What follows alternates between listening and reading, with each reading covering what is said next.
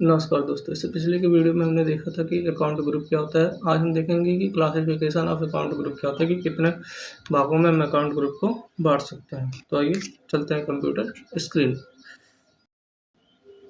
Classification of account group. Mainly account group को 4 भागों में बांटा गया। कितने भागों में? 4 भागों में बांटा गया। जो मेनली अकाउंट को कितने भागों में बांटा गया? 4 भागों में बांटा गया।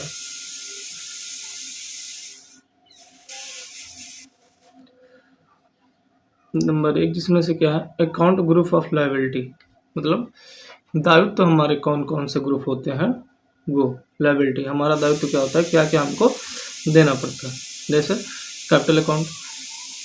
कैपिटल अकाउंट मतलब बिजनेस में पूंजी लगाने का दायित्व किसका है, मतलब जो ओनर होगा उसका है। किसका है? ओनर। ओनर का दायित्व है कि क्या करेगा, बिजनेस में पूंजी लगाएगा, कैपिटल लगाएगा। Reserve and surplus. Capital account का सेकेंडरी ग्रुप होता है रिजर्व एंड सरप्लस। और इसको इस रिजर्व एंड सरप्लस में क्या होता है कि जब बिजनेस रनिंग पीरियड में क्या हो, रनिंग पीरियड में हो, तब कोई पूंजी लगाता है तो उसको किसके अंतर्गत रखेंगे, उसको अंतर्गत रखेंगे capital reserve and surplus account के अंतर्गत रखते हैं।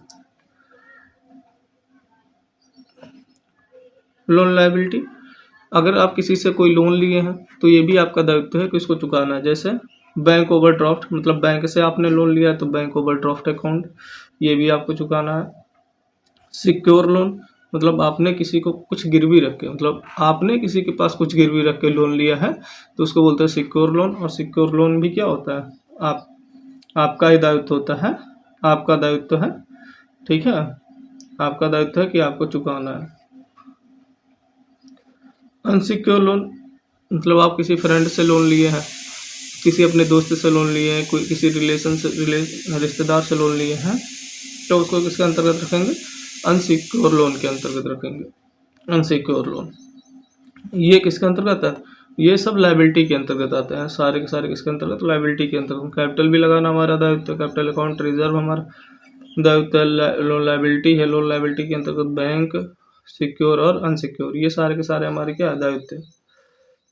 करंट लायबिलिटी क्या होता है, मतलब उसी समय वर्तमान दायित्व क्या होता है। इस इन सबको क्या हो सकता है, ये सारे हमारे करंट लायबिलिटी के अंतर्गत क्या आता है। सन्डी क्रेडिटर, मतलब जिस जो हमको उधार दिया है या जिससे हमने उधार लिया है उसको पैसा चुकाना क्या हमारा दायित्व है। ड्यूटीज एंड टैक्सेस हमारा दायित्व है। प्रोविजंस हमारा दायित्व है, मतलब प्रावधान, जो हमने बोला था प्रावधान आपको बताया गया होगा, तो प्रावधान भी हमारा दायित्व है। Account group of asset. Account group of asset जैसे फिक्स एसेट, करंट एसेट के अंतर्गत आता है stock in hand, deposit asset, loan and advance asset, cash in hand और बैंक अकाउंट। ये सारे के सारे आपके किसके अंतर्गत आते हैं, करंट एसेट के अंतर्गत आते हैं। आपकी पूंजी कितनी है अभी, करंट एसेट मतलब कुल संपत्ति कितनी है, कुल संपत्ति कितनी है करंट एसेट के अंतर्गत। तो stock in hand, deposit, loan and advance, cash in hand और बैंक अकाउंट, ये सब मिलकर क्या बनते हैं, करंट एसेट। और ये सारे के सारे क्या है, करंट एसेट के सेकेंडरी ग्रुप है। क्या है, सेकेंडरी ग्रुप है किसके, करंट एसेट के, करंट एसेट के सेकेंडरी ग्रुप है। इन्वेस्टमेंट, ये भी करंट एसेट के अंतर्गत आता है। Investment, branch and divisions, suspense account और mix account, mix expenses. Account group of income, किस किस ग्रुप से हमको इनकम होता है। सेल अकाउंट इसी के अंतर्गत आता है। डायरेक्ट इनकम, इनडायरेक्ट इनकम, ये तीनों किसके अंतर्गत आते हैं, अकाउंट ग्रुप ऑफ इनकम के अंतर्गत। अकाउंट ग्रुप ऑफ एक्सपेंसेस, खर्चे हमारे किस किस ग्रुप के अंतर्गत आते हैं। जैसे परचेस अकाउंट, परचेस अकाउंट क्या है, परचेस अकाउंट एक डायरेक्ट एक्सपेंस है। क्या है, डायरेक्ट एक्सपेंस, डायरेक्ट खर्च है।